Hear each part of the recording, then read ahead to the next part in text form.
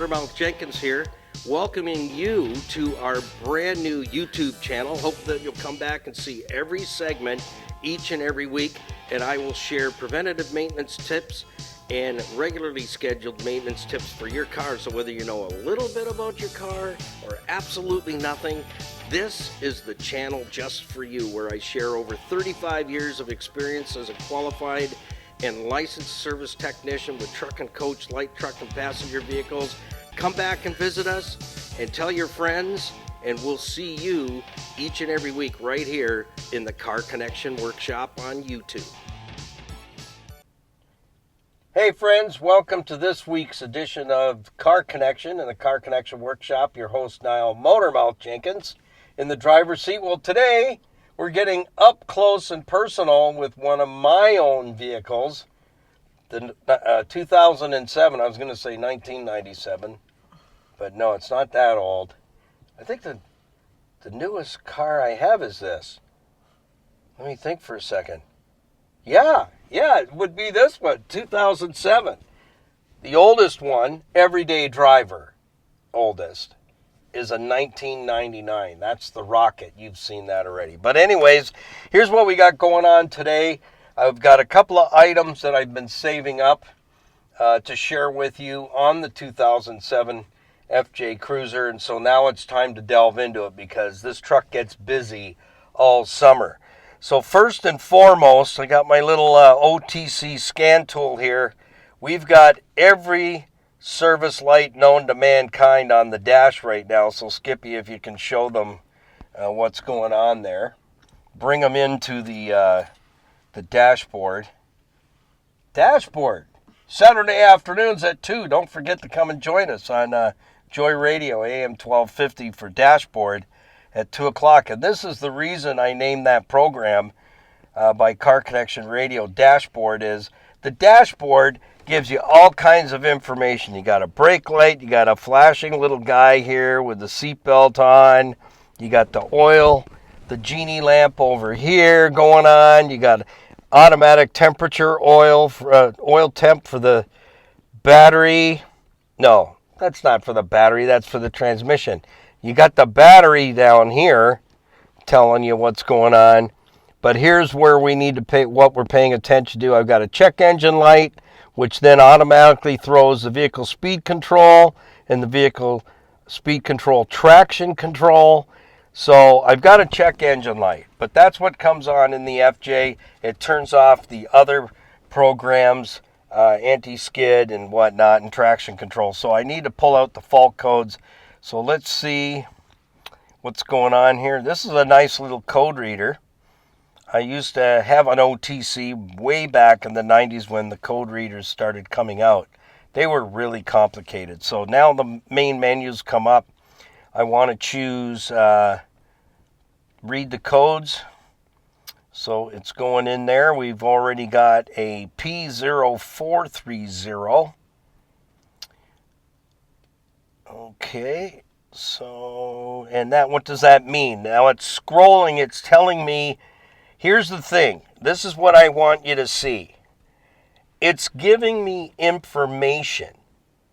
It's not telling me what component to replace.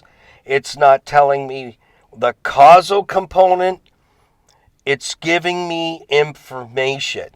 So we have the fault code, and then it's saying efficiency below threshold.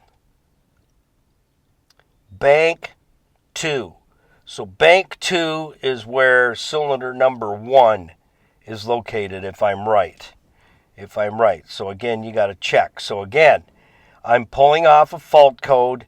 It's telling me what the computer is seeing, that the system efficiency is below threshold. So there's something that's tied in with the P0430 that the reading, so the output signal, is below the threshold. So the threshold would be the manufacturer specification. So then what we got to do now is we have to decipher what, I have to look it up, and I'm already in my mind's eye have a good idea what I'm looking at. P0430 has to do with oxygen sensor.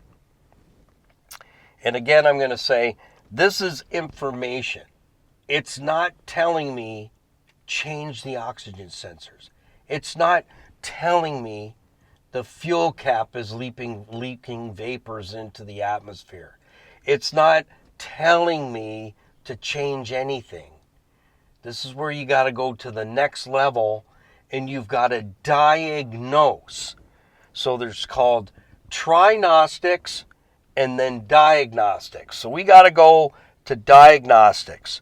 So P0430, I did my homework ahead of time. And 0430 has lots to do with an oxygen sensor that's reading below the manufacturer's threshold for carbon monoxide, and NOx emissions. NOx being unburnt fuel, and so that's where we're at. Well, this truck has 2 oxygen sensors, one on each bank. Left bank, right bank of cylinders. It's a V6, 4-liter. So there's something going on with one of those oxygen sensors, so I need to check it. There was a TSB, so again, I've done some homework, preliminary homework, and there's an issue on a technical service bulletin that this code is often thrown because the oxygen sensors are too deep into the exhaust pipe. So I bought what I knew about way back in the 90s.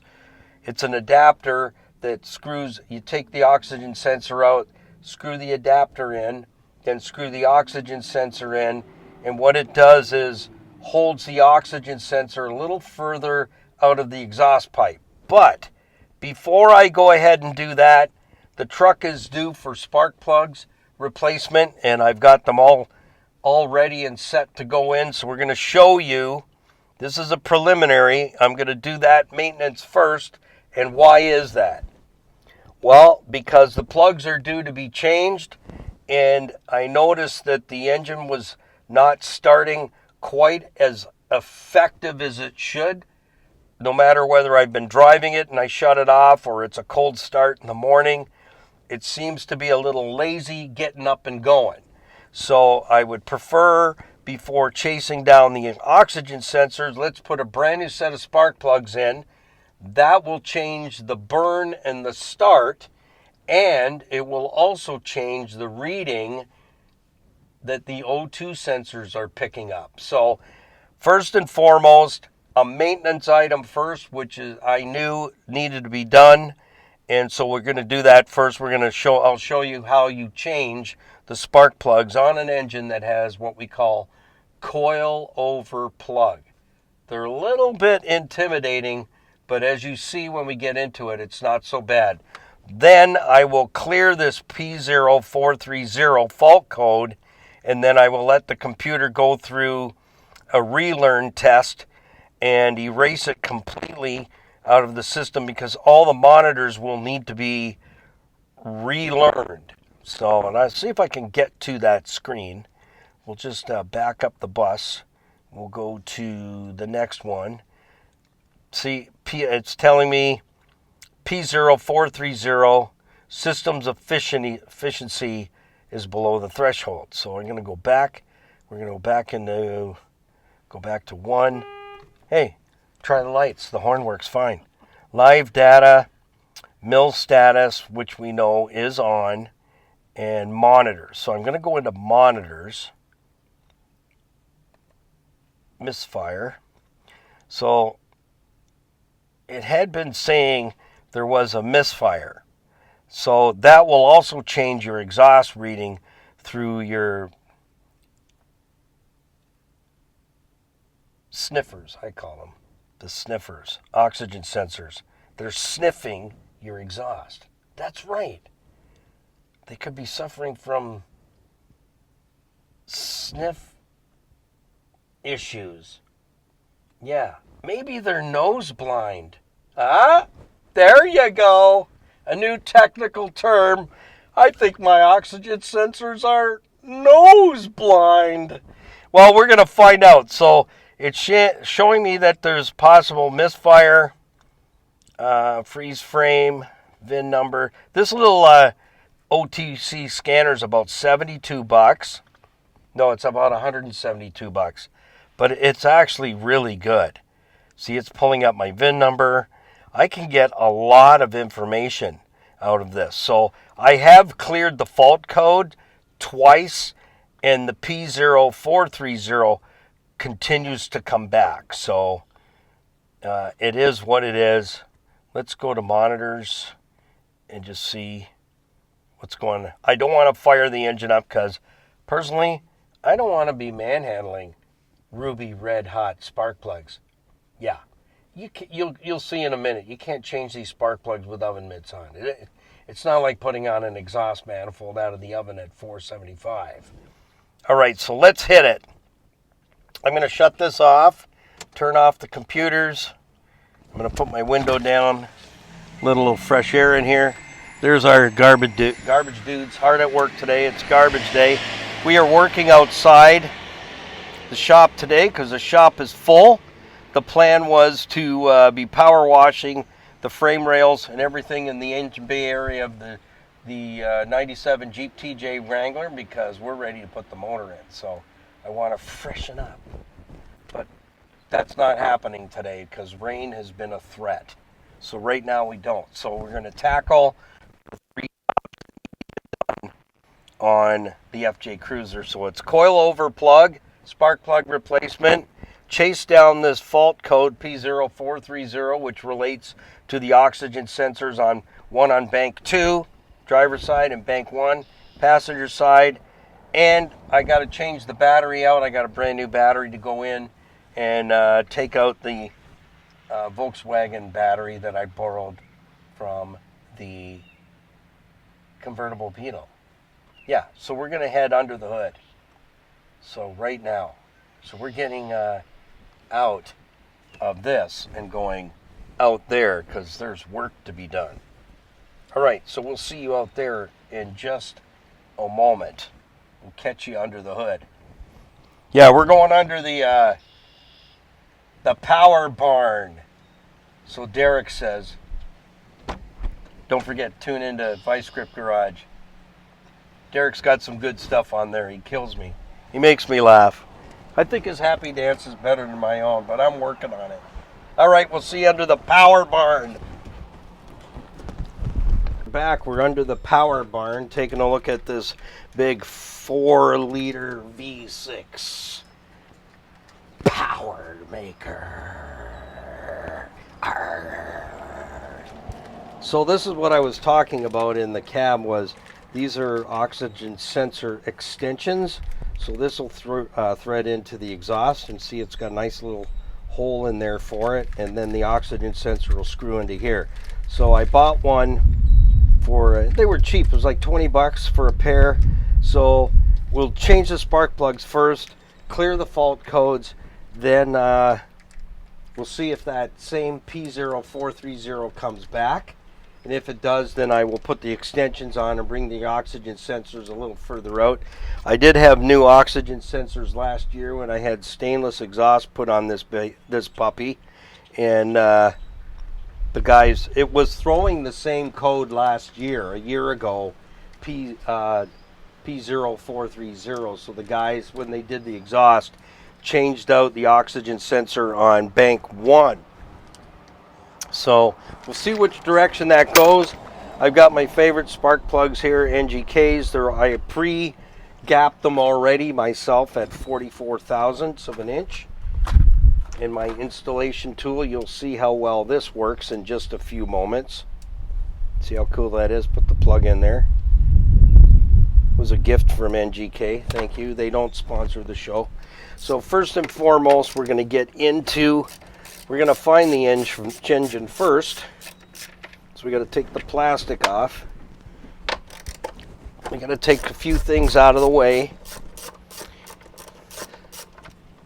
So we did have a request for us to show you how to do coilover plug. Here, hold that, John Deere. That's for Walter. Okay, so I think, if I remember correctly, I can get them out down there. Yeah, I can.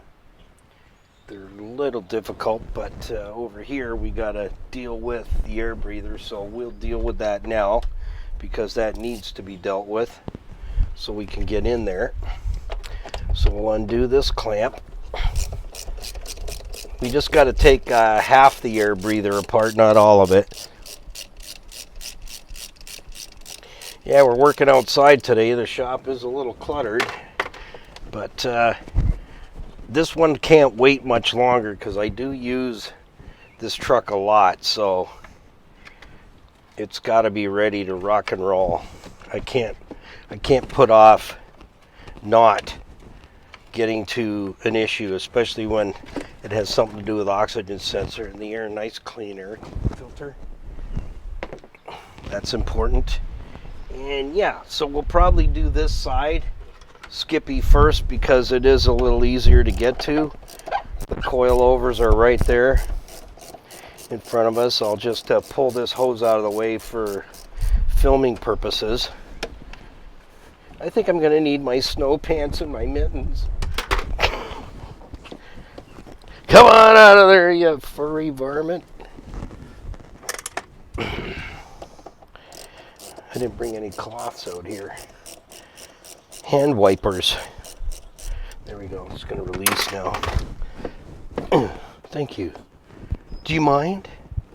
So I'm just going to lop that out of the way, the snorkelopagus, and then I got to get in there. So I need. I did not bring a screwdriver. Don't ask me why I did not, but I did not because I need a couple of cloths.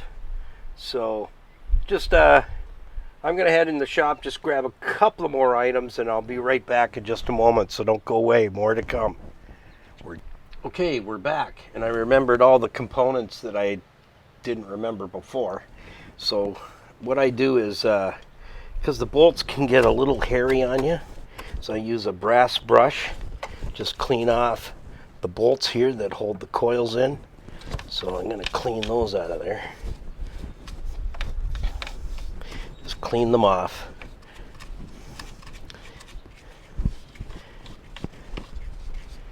Just do a little housekeeping while I'm in here.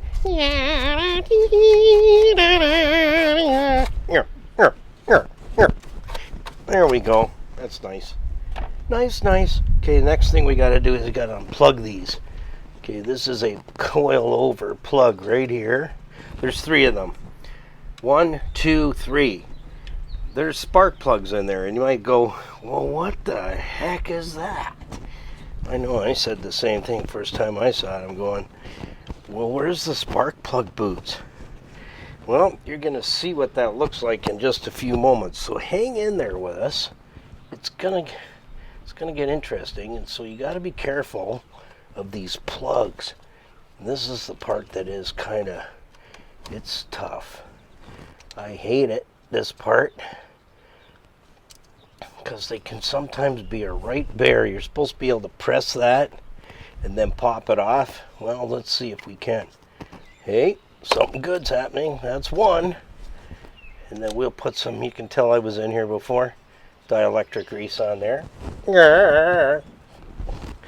That's why I do it. So you're supposed to be able to press that, and it doesn't always work. You got to have a good solid thumb on it. And don't break these plugs, let me tell you. Yeah, we don't want to go there. Don't open that box of worms. So just take your time and wiggle those out. One more on this side, and then the other side is a little gruesome. I got to tell you, I started with this side just for you, because I want to make it look really easy. Then you get to do the other side. Ha ha ha. Again, make sure you do not break these plugs, because that That's worse than a really bad grilled cheese sandwich, you know, where the bread is torn and the cheese is coming out and it just doesn't look right. Yeah, like that. It's just not a good day. All right. Well, we're almost there. What are we going to do next? Well, I thought about bringing my recorder and playing it for you, but it is a little windy today. I think we're going to pass on that idea, but maybe next time. All right, we're going to take the coil out now. Stay with me. Okay. Make a wish that the bolts come undone. Okay. Did you wish the same thing? I was thinking a piece of chocolate cake and some hot cup of coffee. Was that my wish? There we go. I knew it would come undone. Do you know why? Because I've been here before. But if you're doing yours for the very first time, you probably don't have somebody like me doing the work. How did I knew that would? How did I knew that whatever that it was going to come out? Because I put anti-seize on them. Whoa! Did you want to get a little closer on it? Did you want to sniff it, Skippy, or what are you thinking? I mean, you're welcome to. I mean, I'm not going to stop you or anything. If you gotta feel like you gotta sniff it. But if you're going to lick that bolt, I don't want to watch that. It's just, you know, that's rated PG. There we go. So if you're doing this for the first time, like I said, I don't mean any disrespect to anybody, but you know what? I practically put anti-seize on my toast. Because that's how, look at how teeny weeny these bolts are. And if they break off, it comes back to that lousy grilled cheese sandwich. Yeah, you know the one. Where you cooked it really good on one side, but the other side looks like a rubber tire. Do you know the one I'm talking about? And it just doesn't taste the same on that side. So you don't want to get into that position. That's why I know my vehicles, and if I'm doing this job for you, I'm doing the job for you as I'm doing it for myself. Period. I don't treat my stuff any different than your stuff. And that's what's important. Okay, so we're gonna take a break here, and when we come back, we're gonna pull these coilover plug pods out of here. I call them pods. But you'll see what I mean. I really think they look like bagpipes. Let's see what you think. Put something in the comments section in the next part. So we'll be back for part 2 in just a moment, so don't go away. Stay with us.